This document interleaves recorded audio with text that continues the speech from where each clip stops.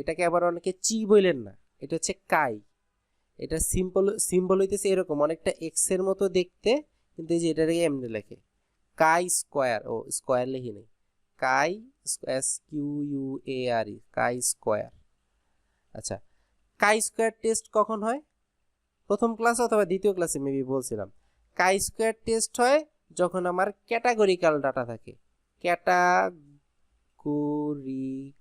Data যখন থাকে তখন হইতেছে কাই স্কোয়ার টেস্ট হয়। এখন ক্যাটাগরিক্যাল ডাটা জানি কি আমি বলছিলাম, কেউ একজন বলেন তো যে ক্যাটাগরিক্যাল ডাটাটা কি? ক্যাটাগরি মানে হয় যে যে কোনো একটা যেমন ছেলে হলে ছেলেদের একটা ক্যাটাগরি, মেয়ে হলে মেয়েদের একটা ক্যাটাগরি, এরকম কিছু বলছিলেন। হ্যাঁ, মানে যেগুলো হইতেছে আমরা যে কোনো একটা মানে ফর্মে ভাগ করি, তাদেরকে কোনো নিউমেরিক ভ্যালু দ্বারা ইন্ডিকেট করতে পারি না।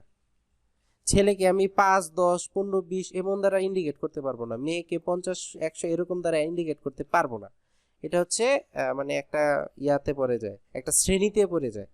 এর জন্য এগুলাকে আমরা বলেছি ক্যাটাগরিক্যাল ডাটা, এই টাইপ। তো এইরকম ক্যাটাগরিক্যাল ডাটার জন্য কাই স্কয়ার টেস্ট করি।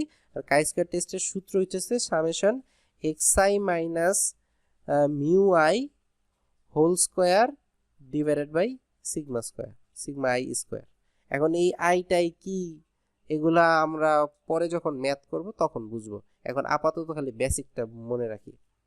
আর এফ টেস্ট, আমরা এই কোর্সে যদিও কোনো সময় এফ টেস্ট করব না, মানে এফ টেস্ট আমাদের তেমন একটা লাগে না।